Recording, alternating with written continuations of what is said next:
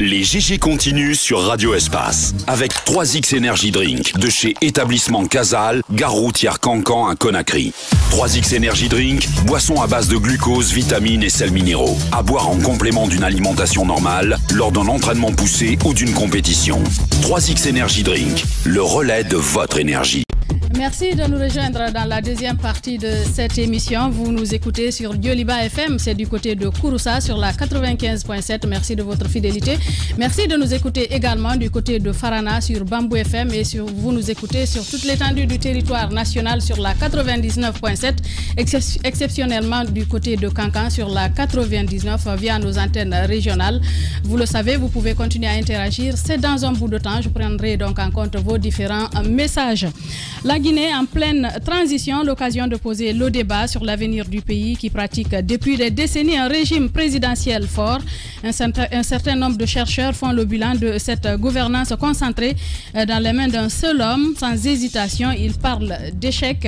Le Centre international de recherche et de développement a rassemblé donc plusieurs contributions qui présentent les avantages de plusieurs régimes possibles. L'idée est d'aider à la réflexion en vue d'opérer des changements majeurs dans la prochaine constitution. Nous en parlons ce matin avec Dr Safiatou Diallo, historienne, enseignante, chercheuse et fondatrice du CIRD. Et elle sera avec nous dans cette émission.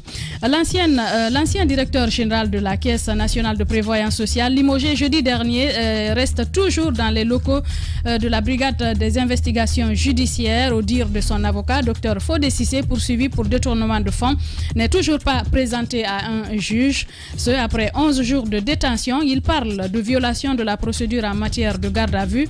Maître Pana Emmanuel Bamba prend la parole chez nous ce matin. Il est l'avocat donc de l'ancien directeur donc qui a été limogé par un décret du président de la République. D'abord, nous partons avec vos différentes réactions sur le 657 39 13 13. Nous partons avec ce premier message. Que dit-il?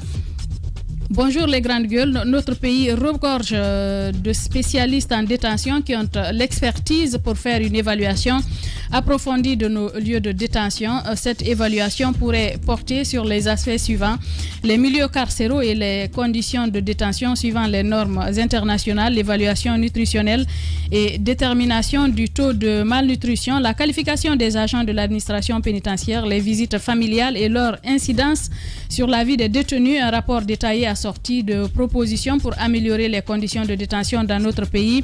C'est Martin Loy donc qui nous envoie ce message, cette proposition. Nous parlons justice, nous justiciables de Fria, nous avons, qu'est-ce qu'il dit? Nous ne savons pas ce que nous avons fait à l'État guinéen. Pourquoi la sédentarisation du juge Barry ici?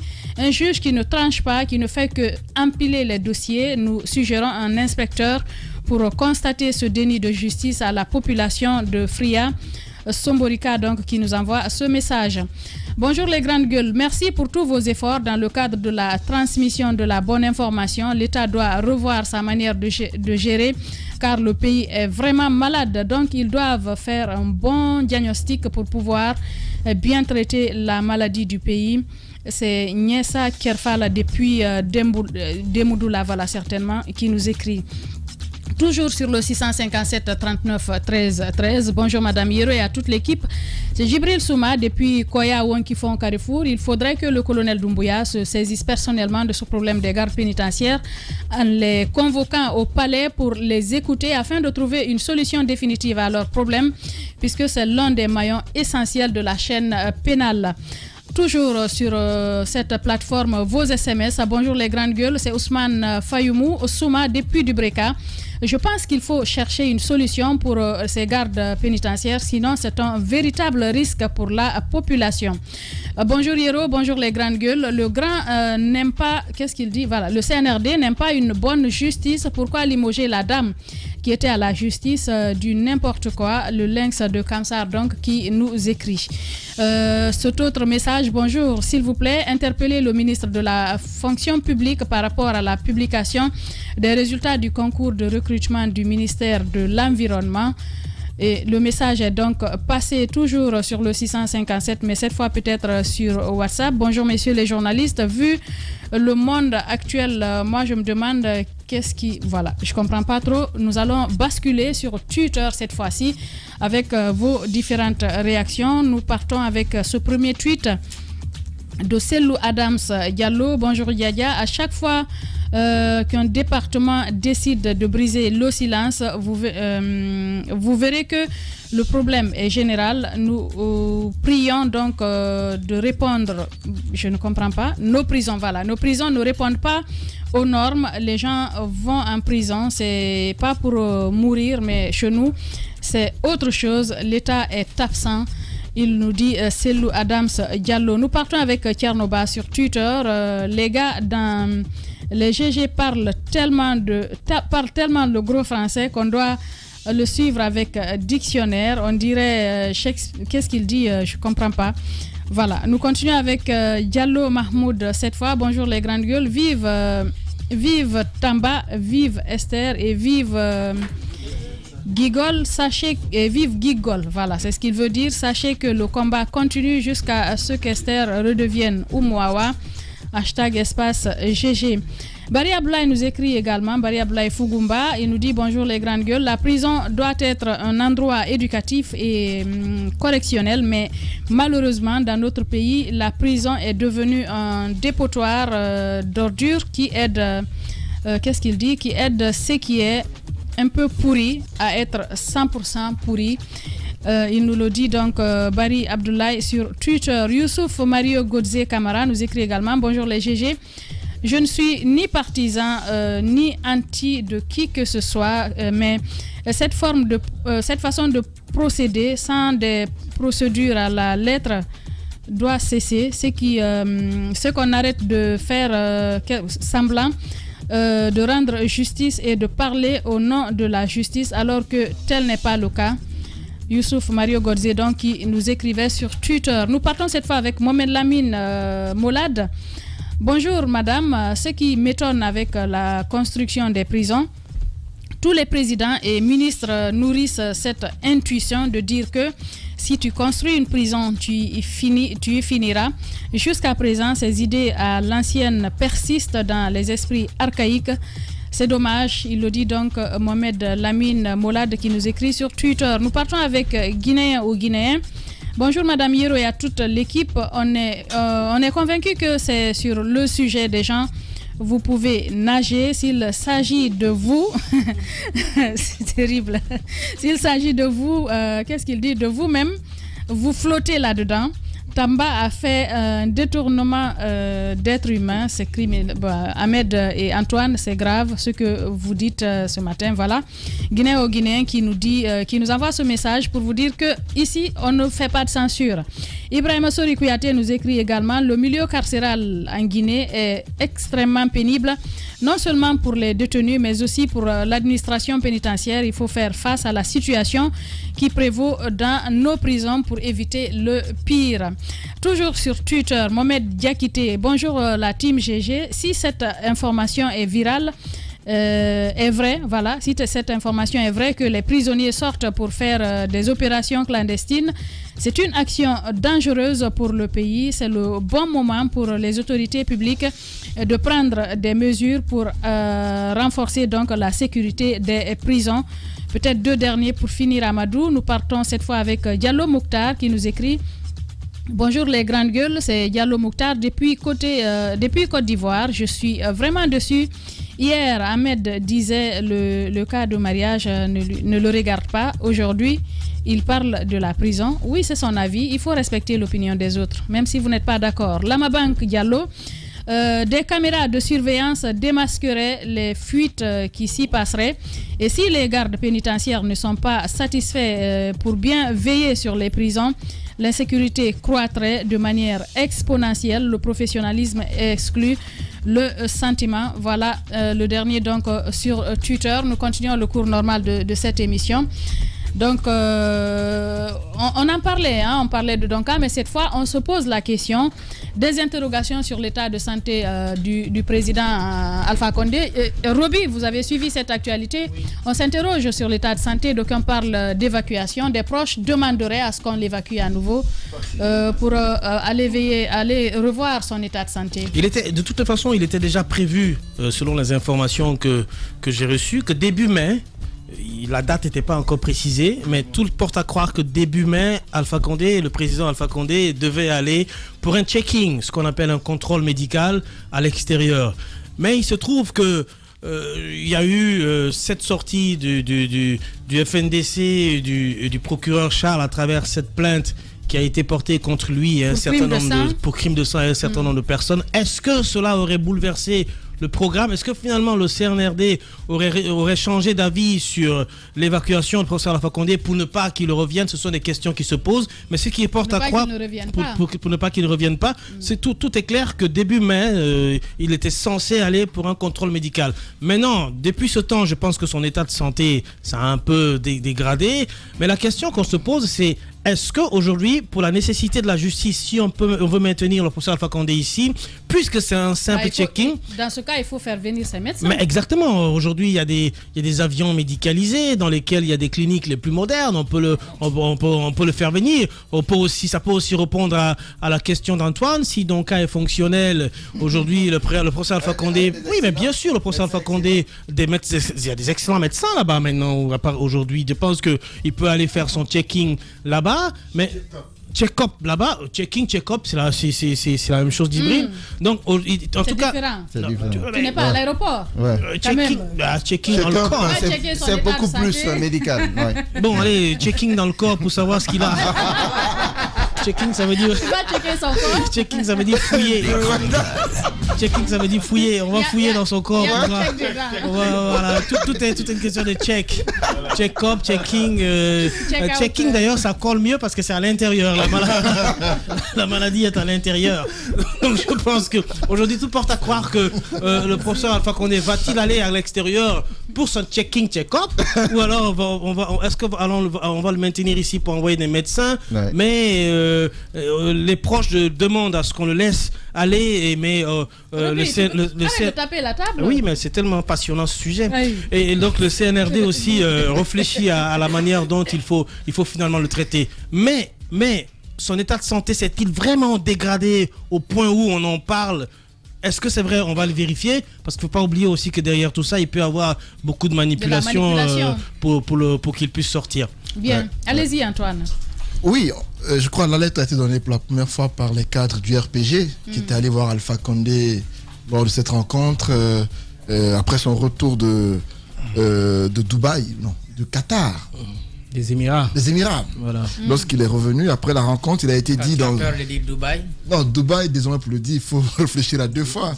Ah ben, ce n'est plus comme avant, on disait Dubaï avec fierté. C'est toujours une fierté, ça dépend de ce que les gens... Non, ce n'est plus une fierté. Il ne faut pas changer de sujet. Ce n'est plus une fierté. Il ne faut pas changer de sujet, Antoine. Oui, pour moi peut-être. Alors, tu crois que ça a diminué ce parce que même ceux gagnaient chaque mois? Même ceux qui allaient avec fierté parfois, Antoine, le mur, même si j'apprends qu'à Dubaï, voilà, tout est zen de ce côté, c'est chelou, c'est chaud. Antoine. Parlons du sujet d'Alpha Condé. Je disais que c'est à son retour des Émirats, après sa rencontre avec ses cadres, qu'il a été demandé dans la déclaration qui a été faite par le RPG qu'Alpha Condé devait retourner pour poursuivre son traitement.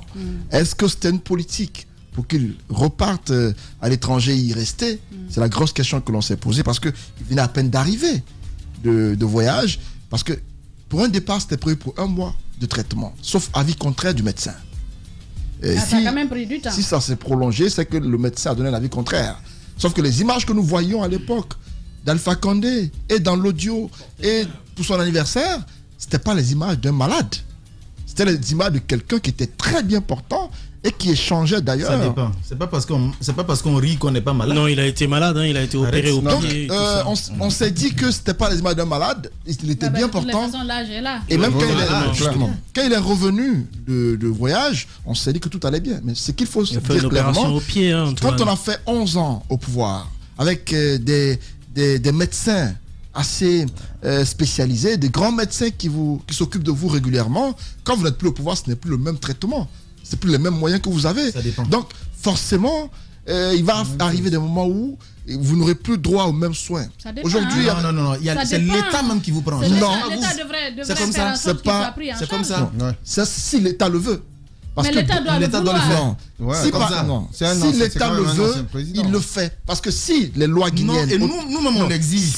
On l'exige pour lui, c'est tous ceux qui viendront dans ce pays. Si les lois guinéennes le permettent, si les lois guinéennes permettent à ce que les anciens présidents aient droit à des privilèges. Mais c'est ce qui est le cas. Parce que ça c'est le cas. Si c'est le cas, tant mieux. C'est ce qui est le cas. Parce que si, comme vous le dites, il a droit au traitement adéquat, c'est qu'Alpha Condé digne de son rang. Mais le président du CNRD lui-même l'a plusieurs fois dit. Pas à ce qu'Alpha Condé pas opposé. Écoutez, Roby dans son intervention a dit. Est-ce que j'ai dit qu'il était opposé? Il a planté le décor. Tu as dit que l'hôpital Donka étant excellent désormais, Alpha devait rester en Guinée.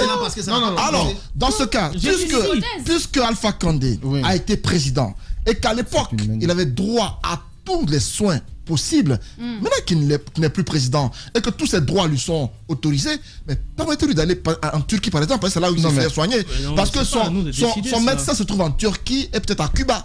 Permettez qu'il parte là-bas. Alors, puisqu'il a droit à tous ses privilèges, disons clairement une chose. Alpha n'étant plus président, il n'a plus les mêmes privilèges. Le même traitement n'est plus là. Donc, ce qui veut dire... Il a les privilèges d'un ancien président. Un ancien président. Ça, il y en a. Bon, il a des privilèges. J'en doute fort. Ce que je veux dire, aujourd'hui, le traitement... Tu doutes que ça s'applique ou pourquoi il est tu doutes parti que ça se faire existe? soigner récemment? Je doute fort. Dans un avion S'il médicalisé. n'avait pas de privilège, on l'aurait laissé croupir ici. C'est clair. Mais on l'a laissé aller se faire soigner. Le contexte est assez particulier. Pourquoi? C'est un coup d'État. C'est un ancien président. Il n'est plus aux affaires, mais il n'est pas libre de ses mouvements. Il n'est pas libre de ses mouvements. Il n'est pas libre de ses mouvements. Et aujourd'hui, la grosse question avec la plainte du FNDC, beaucoup se demandent est-ce que si Alpha Condé part pour un traitement à l'étranger, est-ce qu'il va revenir? C'est une question. L'autre question, c'est que les familles des victimes ne souhaitent pas qu'Alpha Condé sorte désormais. Parce que s'il s'en va, elles craignent qu'il ne revienne plus, qu'il n'y ait pas de procès. Aujourd'hui, pour moi, si on dit qu'il est malade, il faut le prendre au sérieux.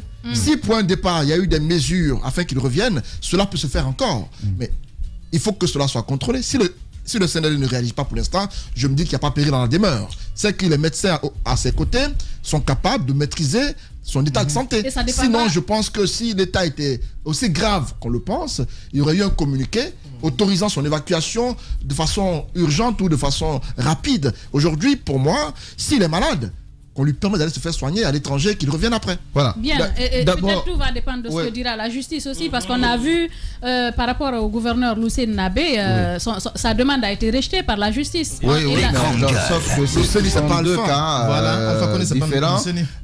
Il y a l'annonce. On parle de la justice, tout dépend de ce que dira la justice. Oui, mais on a demandé la caution à l'affaire Luceni, pour faire rapidement le distinguo, a été instruite. Est au niveau, est pendante au niveau de la justice, alors que au niveau de l'affaire concernant l'ancien président, c'est une annonce de poursuite judiciaire qui n'est pas une excuse, qui n'est pas une raison à empêchement pour d'aller se faire soigner. Voilà, pour éviter que le président aille se faire soigner. Mais ce qui est important, le fait que qu'on dise que le président est malade, ce n'est pas une galéjade. Il faut bien le comprendre. Il a plus de 83 ans, 84 ans. Quoi, donc il n'a plus la fraîcheur d'un gardon. Il est aujourd'hui, il a une santé fragile. C'est important. C'est important. C'est important. C'est important. Vous ne savez pas. C'est important. Djibril, en France, attendez. Animait une émission sur l'expression française. Attendez. Il y a des mots qu'il apprenait au français. Non, mais Djibril, voilà, quand tu viens comme ça, voilà, je pense que la première chose, la première précision, c'est que l'annonce de poursuite judiciaire n'est pas une excuse pour empêcher le président d'aller se faire soigner. Ça, c'est une première chose. La deuxième chose, c'est qu'il faut éviter dans cette affaire une forme de manipulation de l'état de santé du président pour lui permettre de sortir du pays à chaque fois qu'il le voudrait. C'est-à-dire que je ne voudrais pas qu'on utilise l'état de santé du président pour dire, bon, le président, il doit sortir. Si on estime que sur place, les commodités médicales sont réunies pour que le président Alpha Condé se fasse soigner sur place, alors pourquoi pas mettre les choses en place pour que le président Alpha Condé soit soigné sur place. C'est quand même un président de la République. Il peut être soigné à l'étranger. Un ancien président de la République. Il a le statut de président de la République. Voilà. Bon, ancien, c'est bon. Ancien président de la République. Donc c'est important. Si on estime que les commodités médicales sont réunies sur place pour que son traitement se fasse sur place, faisons-le sur place. Mais si on estime que on n'a pas, la Guinée ne dispose pas de matériel médicaux nécessaires pour le traitement du président et qu'on permette son évacuation. Mais attention, l'évacuation ne doit pas être la règle si les conditions existent sur place. Justement. Parce que j'ai l'impression que deux fois, on demande à ce que le président aille se faire à l'étranger pour peut-être... Oui, mais... Je dis, je suis peut-être dans l'ordre des supputations, pour peut-être envisager une possibilité de fuite, parce qu'il est quand même clair que le président Alpha Condé a beaucoup de comptes à rendre. Il a passé plus de 10 ans au pouvoir. Il y a une soif de justice qui est assez marquée au niveau des victimes des différentes manifestations politiques qui réclament à corps et à cri que le président soit entendu sur ce qui s'est passé. Donc on ne peut pas occulter cela et on ne peut pas utiliser sa santé pour essayer autant que faire se peut de le soustraire des griffes de la justice. Attention, il y a une petite précision qu'il faut apporter. Il y a une toute petite précision qu'il faut apporter, c'est que l'annonce de son check-up médical à l'extérieur précède la déclaration. Attends, j'en viens. Précède la sortie médiatique du procureur et la poursuite judiciaire annoncée par le FNDC. Donc il faut bien situer la situation. Pourquoi c'est maintenant qu'on en parle? Non, c'était prévu, Madame Hiro. Je ne suis pas en train de dire que les proches du président évoquent souvent ou souhaitent souvent que le président aille se faire soigner à l'étranger pour tenter de le soustraire. Mais c'est une possibilité à ne pas exclure. Attention, faisons très attention. Permettons au président, à l'ancien président de la République de recouvrer sa santé. Mais attention, n'utilisons pas son état de santé pour tenter d'une manière ou d'une autre de le soustraire de la justice. Pour terminer, Madame Hiro, et puis je donne la parole à Ahmed, l'analyse sur tous les angles sont bien évidemment permises. Oui. Ça, je suis d'accord avec toi. Mais ce que je veux dire, c'est que pour situer effectivement les événements dans leur contexte, lorsque le président Alpha Condé quittait Abu Dhabi pour venir, il était prévu que début mai, la date n'avait pas été officialisée publiquement, mais je pense qu'il était prévu début mai, et je suppose que début mai, c'est du 1er au 10, qu'il parte faire un contrôle médical.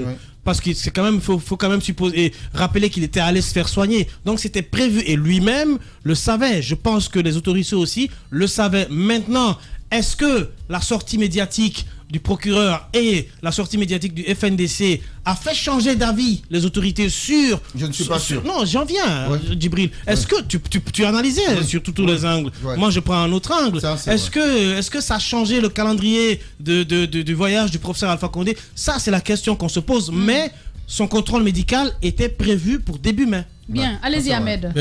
Je pense que s'il y a, comme ils l'ont dit, s'il y a une nécessité et que si vraiment la nécessité s'impose, il faut quand même le laisser aller se soigner. Maintenant, dire qu'il y a peut-être une manœuvre derrière pour le soustraire de la justice, je trouve que c'est facile.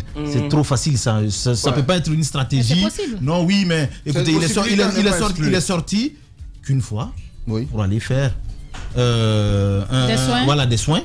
Il est revenu. Il a fallu que Maurice Sanda le cherche. Non, oui. De son propre gré. Il n'est pas revenu de son propre gré, mais quand Et certains disent qu'ils s'attendaient à ce qu'on l'envoie, à ce qu'on le convoie chez son ami le Congolais. Non, Erdogan. Oui, mais Erdogan oui, ou l'autre ami Sassou Nguesso, mais malheureusement, il s'est retrouvé en Guinée. Donc, si ça ne dépendait que de lui, il ne serait pas revenu. Alors, je vous pose la question. Si on décide aujourd'hui, alors, mais oui, mais si on décide aujourd'hui de l'envoyer dans un pays, vous pensez que c'est lui qui va décider de là où il doit partir? Je ne pense pas que qui sera celui qui va décider. Et je suis sûr d'une chose, si le CNRD décide de l'envoyer, quelque part, ce sera comme là où il était, où ils ont un pays où quand même on peut avoir la possibilité de le ramener aussi facilement. Ils ne feront pas. Pourquoi on ne l'envoie pas en Turquie? Parce que peut-être qu'ils se disent que Erdogan est de ce côté, justement. Il ne viendra pas. Pourquoi on ne l'envoie pas du côté de l'Europe? Et on s'est dit peut-être qu'arrivé là-bas, il va demander l'asile. Mais du côté d'Abu Dhabi, peut-être qu'ils sont sûrs. Et on se souvient à l'époque qu'on avait mis la question économique sur la table. On dit, écoutez, vous avez des investissements ici, donc attention. Donc il y avait quelque part une contrepartie. Donc s'il y a une nécessité aujourd'hui, qu'on le laisse aller se soigner, mais avec la garantie qu'il revienne dans le pays pour continuer la procédure. Mais si on le bloque ici, tout en disant oui, on se met dans des calculs mesquins, écoutez, je ne souhaite pas. Si on le perd, de cette façon, on aura perdu beaucoup. Quand je dis on aura perdu beaucoup, il y a des choses qu'on veut savoir qu'on ne saura jamais. Donc voilà, il faut. Allez-y, Jacques. Oui, je ne vais pas être long parce que je suis de cet avis. Il y a la question de la justice. On est tous d'accord que l'ancien président Alpha Condé doit répondre non seulement de sa gestion économique, mais également de la gestion qui a produit des morts dans ce pays. Il doit pouvoir répondre. Mais s'il y a une question de santé, contrôle médical, nous sommes quand même un pays. Il y a un régime en place que les gens disent pouvoir élu ou pas. De toutes les façons, ce sont nos représentants aujourd'hui. Ce sont eux qui incarnent l'État dans notre pays. Et ils l'ont fait la dernière fois. Je crois qu'ils peuvent le faire à tout moment. C'est à eux de choisir où ils envoient le président Alpha. Ils peuvent décider de son retour au pays pour qu'il puisse revenir. Ça, ce sont des choses qui peuvent être gérées. Mais il ne faut pas jouer avec sa santé. Parce que ce n'est pas non seulement pour lui-même, mais c'est pour la Guinée. Parce qu'on a besoin d'avoir des détails. Oui, on a besoin de l'avoir en bonne santé. En bonne santé pour connaître ce qui s'est passé. On doit lui réserver le traitement. Parce que s'il n'est plus là, vous n'allez plus lui poser des questions. Exactement. D'où la question. Il faut élargir la réflexion, le spectre de la réflexion, parce que on parle de l'annonce de poursuite judiciaire. Et il y a un télescopage entre le calendrier judiciaire qui commence à pointer le bout de son nez et le contrôle médical. Je pense qu'il y a péril dans la demeure parce que le président, il est très âgé. Je pense qu'il a un certain âge en tout cas. Il est très âgé. Ouais, bon, disons, ça peut paraître, ça peut paraître péjoratif pour certains de dire, voilà, il est très âgé. Il a un certain âge, je préfère cette expression. Donc, je pense qu'il y a nécessité de le soigner pour que le calendrier judiciaire se mette en place, parce qu'il a beaucoup de choses à nous dire, non seulement sur sa gestion économique, financière, mais aussi sur les crimes de sang qui ont été perpétrés sous son règne. C'est extrêmement important. Le calendrier judiciaire n'est pas toujours en phase avec le calendrier médical. Oui, mais au-delà même du calendrier judiciaire et toute la reddition de comptes que Alpha Condé doit peut-être faire au peuple de Guinée, il y a aussi une question humanitaire. C'est quand même, au-delà du fait qu'il soit un ancien président, c'est un Guinéen. Il a été un président dans notre pays, il a été déposé du pouvoir certainement par une junte militaire, mais il est malade. Donc la question humanitaire déjà se pose. Je pense que ce soit des annonces judiciaires qui retardent son évacuation ou cela n'explique pas, ce n'est pas une raison. Je pense que si aujourd'hui il est prouvé que son état de santé est vraiment délétère et que, comme tu disais, les conditions ici ne sont pas réunies pour le soigner, il est tout à fait normal qu'on lui permette d'aller se faire soigner en mettant autour toutes les garanties. Je pense que Ibeka s'était fait soigner à Abu Dhabi et il est revenu quand même en Arabie Saoudite, il est revenu quand même au Mali après. Donc aujourd'hui, tout porte à croire que l'Arabie Saoudite a un pays sûr où on peut amener un ancien président qui doit revenir rendre des comptes dans ce pays, se faire soigner et le ramener. peut-être les autres continents ne sont pas aussi sûrs parce que les droits de l'homme sont assez pointueux et développés là-bas pour des questions de comme Ahmed le disait, en Europe, tu peux demander l'asile et t'es bloqué. En Turquie, c'est son ami, le médecin peut continuer à donner son avis contraire pour ne pas qu'il revienne. Au Congo, c'est chez son ami, il peut y aller et puis après on barricade la porte, personne ne peut y entrer, on s'en fout, là-bas il n'y a pas de droits de l'homme. Mais en Arabie Saoudite, malgré que c'est un pays pas très en premier plan sur le droit de l'homme, mais à un moment donné, sur des questions d'investissement, sur des questions de garantie économique, peut vous livrer l'ancien président. Donc aujourd'hui, je pense qu'il est important qu'on y réfléchisse. On n'est pas sûr vraiment de l'état de dégradation de son état de santé, mais si cela, il est vrai que la façon dont on porte l'affaire aujourd'hui dans les médias et que c'est comme ça vraiment que ça se passe, il faut le laisser aller se faire soigner. Bien, allez-y Antoine pour clore. Il faut rapidement dire que les conditions dans lesquelles Alpha se trouve aujourd'hui, ce n'est pas surprenant qu'on apprenne qu'il est malade. Parce que lorsqu'un homme se trouve dans un endroit clos, sans qu'il ne puisse se mouvoir, comme il le faisait avant, il est évident que des cas de maladie peuvent survenir. Parce que lorsque le corps est habitué à être en mouvement, comme Alpha Condé le faisait lorsqu'il était au pouvoir, on se souvient qu'Alpha Condé parfois il sortait pas tout le temps non plus. Il pouvait marcher des kilomètres. C'est l'un des rares qui pouvait marcher. Le même kilométrage qu'il faisait dans la cour de Sékou Touréa, c'est le même kilométrage qu'il fait à Camayen. Comment on dit ça à Landréa? Pas du tout. C'est en bordure de mer, madame Yoron. C'est très grand, c'est en bordure de mer, c'est exotique. Là où la première dame a habité. Des gens qui lui ont rendu visite ont dit qu'il passe du temps à faire du sport. Oui. On sait qu'Alpha Condé, c'est quelqu'un qui aime beaucoup faire le sport. Mais lorsque votre mode de vie habituel change, il est évident que des cas de maladie peuvent intervenir à tout moment. Parce que au moment où il était aux affaires, on se souvient qu'Alpha Condé, en son temps, et je l'ai dit, qu'il se bougeait beaucoup. Mais aujourd'hui, avec ce que nous voyons autour de lui, les nouvelles qu'on apprend et son état psychologique et tout cela, ne soyez pas surpris que tout cela puisse arriver. Et donc, à mon avis, si on a dit qu'il est libre et qu'il y a possibilité qu'il puisse se promener, qu'on lui permette cela par exemple. Surtout si on a dit s'il peut quitter sa maison, si on a dit qu'il est celle dans laquelle il est chez sa femme, pour aller à Mafanko, qu'on le lui permette, s'il peut marcher pour y aller. Mais il n'est pas libre. Il n'est pas libre. Oui, sa sécurité peut-être, mais qu'on lui permette de attention, le vocable, très rapidement. Le vocable qui a été utilisé, il est déclaré libre. C'est pas la même chose que être libre. Donc, attention. Voilà, donc il faut relever la nuance. Être déclaré libre et être libre. Dans un instant, nous recevons notre invité. Radio Espace Guinée. Les grandes gueules prônent un journalisme de construction démocratique au service de l'intérêt public. Les GG défendent la démocratie. Et la démocratie, c'est aussi des contre-pouvoirs. Nous bousculons un certain journalisme de gouvernement, un journalisme de cour, un journalisme qui est dans la révérence avec le pouvoir. Bienvenue chez vous, les GG sur Espace. Et sur Radio Espace et sur Espace TV, mais si vous êtes du côté de Kouroussa, vous pouvez désormais nous écouter sur Yoliba FM sur la 95.7. Merci de votre fidélité. La Guinée en pleine transition, l'occasion de poser le débat sur l'avenir du pays qui pratique depuis des décennies un régime présidentiel fort. Un certain nombre de chercheurs font le bilan de cette gouvernance concentrée dans les mains d'un seul homme. Sans hésitation, ils parlent d'échec. Le Centre international de recherche et de développement a rassemblé plusieurs contributions qui présentent les avantages de plusieurs régimes possibles. L'idée est d'aider à la réflexion en vue d'opérer des changements majeurs dans la prochaine constitution. Nous en parlons ce matin avec notre invité déjà installé, Dr Safiatou Diallo, historienne, enseignante, chercheur et fondatrice du CIRD. Nous allons bien évidemment aborder cet autre sujet. L'ancien directeur général de la Caisse nationale de prévoyance sociale, limogé jeudi dernier, reste toujours dans les locaux de la brigade des investigations judiciaires. Au dire de son avocat, Dr Fodé Cissé, poursuivi pour détournement de fonds, n'est toujours pas présenté à un juge. Ce après 11 jours de détention. Il parle de violation de la procédure en matière de garde à vue.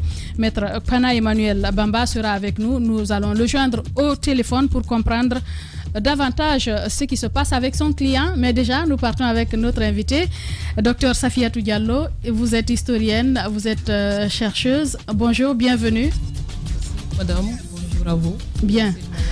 Allez-y, Djibril. Bonjour. Le visage de Mme Yero s'illumine de une dame. C'est clair. C'est important. Oui, parce que vous m'envahissez dans ce studio. Je suis la seule parmi vous. C'est important ce matin, Mme Yero, de parler d'une question nodale qui est le régime politique. C'est vrai que la Guinée a pratiqué ces dernières années, ces dernières décennies, un régime présidentiel, je dirais même un régime présidentialiste qui est une déclinaison du régime présidentiel, qui épouse à la fois les caractéristiques d'un régime parlementaire et d'un régime présidentiel. Donc la Guinée a en un mot pratiqué un régime mixte. Madame, vous qui êtes chercheuse ou chercheur, les deux sont possibles. Vous, qu'est-ce que vous préconisez pour la Guinée? Est-ce un régime parlementaire, semi-parlementaire, présidentialiste, ou quel régime préconisez-vous pour la Guinée? Je vous remercie pour cette question et je suis là pour parler d'un document de synthèse. Au début de cette transition au mois de septembre, nous avons tous imaginé que la Guinée était dans une situation où tout était possible. L'espoir était là, il fallait transformer cet espoir en victoire, une victoire sur les maux qui gangrènent notre société. Et le CIRD, comme vous le connaissez, c'est un centre de recherche et de documentation qui a transformé son espace en un lieu de donner et de recevoir. Donc c'était tout naturellement que le CIRD appelle les chercheurs, les universitaires, de réfléchir à cette question, de comment contribuer aujourd'hui à la transition pour qu'on en finisse avec ce qui est dans notre pays, parce que c'est pas ce qui s'est passé, c'est ce qui est dans notre pays. Alors, il y a eu un appel à contribution au mois de novembre. L'objectif n'était pas d'arriver absolument à un consensus, mais c'est d'ouvrir le débat, que la réflexion soit là, qu'elle soit circonscrite et surtout que les idées soient écrites. Alors cet appel à contribution a mobilisé des chercheurs qui étaient en Guinée et des chercheurs guinéens qui sont à l'étranger, donc en présentiel et en distanciel.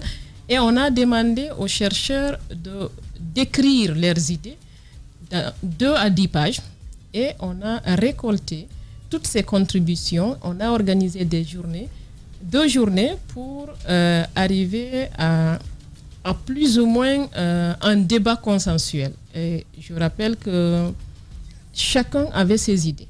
Donc il y a eu plusieurs idées. Alors dans un premier temps, c'était quoi la qualité des contributeurs? Sont-ils ils sont de quel profil? Donc je veux savoir, sont-ils des juristes, des politologues ou des historiens, puisque vous-même vous êtes historienne? Et en total, en somme, vous avez reçu combien de contributions pour faire ce document que vous avez partagé? On a reçu au début une trentaine de contributions, j'allais y arriver, mais bon, heureusement, vous me posez la question avant que je n'arrive à la réponse. Il y a plusieurs profils. Dans le document, vous trouverez plusieurs profils. Il y a des historiens, moi je suis historienne, vous avez des sociologues, vous avez des anthropologues, vous avez des juristes, vous avez des magistrats, vous avez des archéologues, vous avez des consultants, vous avez des étudiants qui ne sont pas des grands chercheurs. Alors les gens se sont dit qu'ils ont quelque chose à dire. Tous des Guinéens? Oui, on a fait le choix. Parce que nous avons dit que le problème guinéen doit être résolu par les Guinéens eux-mêmes. Donc nous avons suffisamment de personnes qui sont capables de réfléchir, même si j'entends les gens dire qu'en Guinée, en reprenant ce que le général de Gaulle disait en 1960, en Guinée, on cherche des trouveurs et on ne trouve que des chercheurs. Ou surtout, les chercheurs, ils ne cherchent pas, donc ils ne trouvent pas. C'est pas vrai. Il y a des chercheurs qui cherchent et qui trouvent et qui sont capables de contribuer aujourd'hui à ce débat et pour pouvoir accompagner cette transition avec des idées fortes. Alors, je n'ai pas pris connaissance du document, mais je suppose que c'est un document suffisamment étayé sur la question. Mais est-ce que le choc des expériences. Vous avez parlé que des Guinéens, c'est vrai qu'il y a de la qualité, mais est-ce que le choc des expériences à travers d'autres chercheurs n'aurait pas amené beaucoup plus d'éléments à contribution pour ce document? Peut-être, pourquoi pas. Mais il y a des exemples de réussite en matière de gestion du pouvoir dans d'autres pays. Bien évidemment, mais je pense qu'il y a un problème guinéen qui s'est posé. À un moment où c'est l'histoire, c'est le présent de la Guinée qui est en jeu, nous avons des chercheurs qui sont capables de réfléchir. L'objectif, c'est de ne pas mettre ces chercheurs en dehors du système, c'est de ne pas mettre les chercheurs en dehors de la réflexion, c'est de leur faire comprendre qu'ils ont leur partition à jouer puisqu'ils réfléchissent. Un chercheur, il ne donne pas de l'argent, il réfléchit, il couche son idée. Maintenant, est-ce que cette idée va être prise en compte? Ça aussi, ce n'est pas de son ressort. Ce sont les acteurs de la transition qui doivent imaginer que les contributions des chercheurs peuvent être prises en compte. C'est pourquoi on a fait ça. Pour le moment, pour un départ, on n'a pensé qu'à des chercheurs guinéens parce que le problème guinéen, il doit, à notre avis, alors, est-ce qu'il y a d'autres études qui vont suivre, parce que le document que nous avons, c'est quel régime politique pour la Guinée, et puis comment avoir des élections crédibles et transparentes en Guinée. Oui, mais si tu permets, c'est important d'entrer dans le document, parce que c'est de ça que je parle. Je parle de ce document. C'est pourquoi je veux savoir. C'est important de parler du contenu, parce que j'ai un peu parcouru quelques passages du document. Vous faites des propositions par rapport à des possibilités pour les régimes qu'on doit avoir. Vous ne m'avez pas laissé continuer, justement. C'est ce que Ok, je vous laisse continuer alors. Puisque tu as demandé le prochain document, c'est pourquoi je demande d'aller dans le document. Il faut qu'on se comprenne. Donc, vous faites des propositions par rapport à des cas de régime qu'on doit avoir. Dans un premier cas, vous parlez d'un régime présidentiel avec un Premier ministre élu par un Parlement. Ensuite, pour un deuxième cas, vous proposez un président et un vice-président élus au même moment. Et dans un troisième cas, un président avec des possibilités qu'il y ait des successions ou encore des changements selon les régions. C'est-à-dire qu'il y ait une succession par une présidence tournante, un peu comme au Nigeria. J'ai comprendre clairement au cas par cas d'où vous partez pour faire de telles propositions. Est-ce que ce qu'on a sous la main a échoué pour que vous alliez à une telle proposition? Je pense que nous sommes partis tous du constat que le régime tel que nous l'avons, un régime présidentialiste, a bien évidemment fonctionné. On ne peut pas dire que tout est mauvais, mais tel qu'il est, il n'a pas fonctionné comme ça devrait être fait. Mais ça, c'est le type du régime parlementaire, c'est le propre du régime parlementaire. Du régime présidentialiste. Voilà, si vous voulez. Ouais. Alors, ce que nous avons fait dans ce document, nous sommes conscients qu'une démocratie, c'est un processus. La démocratie telle qu'elle existe aujourd'hui en Occident, c'est le fruit d'un processus de plusieurs siècles. Et nous parlons ici de démocratie simplement depuis la guerre, depuis la fin de la guerre froide. Et là, il ne peut pas y avoir de miracle. On ne peut pas vouloir aujourd'hui qu'un système aussi complexe qu'une démocratie fonctionne en si peu de temps. On ne peut pas dire aussi que ça n'a pas fonctionné parce que nous sommes tous là. Donc il y a quelque part, il y a eu quelque chose qui a fonctionné. Mais là, pour le coup, il y a beaucoup de ratés.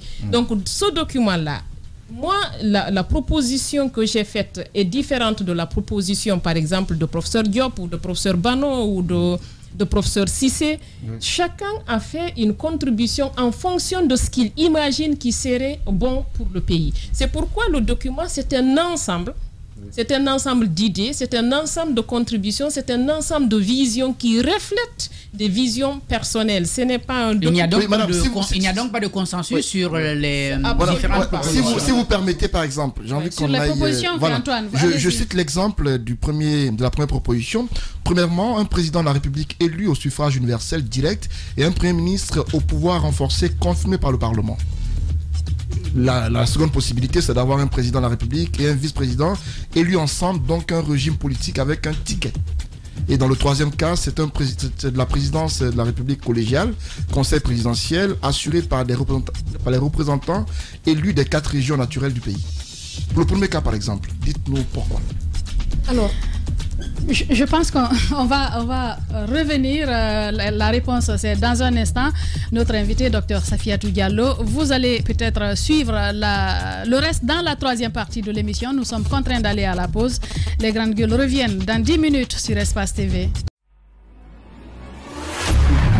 ridicule et la méchanceté sont ses traits de caractère. La haine est un poison mortel dont beaucoup se nourrissent pour vivre. Il n'y a pas d'entrepreneur audacieux qui ne fabrique pas automatiquement jalousie, envie, critique, caricature, diffamation et désinformation. Bienvenue sur Radio Espace Guinée, la radio dont les autres s'inspirent. Radio Espace Guinée. À Conakry sur 99.7, en région à Labé, Kakandé sur 99.7, à Cancan sur 99.